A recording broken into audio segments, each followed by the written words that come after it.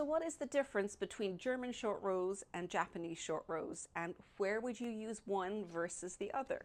With the German short row method, it's really easy to work, very straightforward, because you reach a point where you're going to turn, you turn around and then lift your yarn over the needle and you create a double stitch by pulling both strands from the row below up.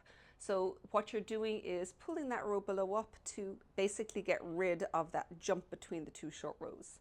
Japanese short rows is really closer to wrap and turn, with the biggest difference being that instead of wrapping the yarn around the stitch, you put it on a marker. Benefit of that is that it creates a much smaller loop. So the Japanese short rows allows you to knit that loop with the next stitch to close the gap.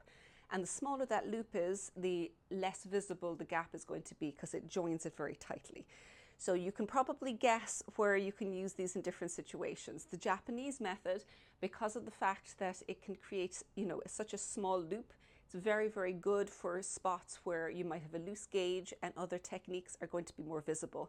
German is very fast, so for most general situations, it's great. Fantastic for garter stitch because it looks the same on both sides. But as soon as you start moving into a looser gauge or really chunky yarns, it becomes a lot more visible. So that would be where I'd use both of those techniques in different situations.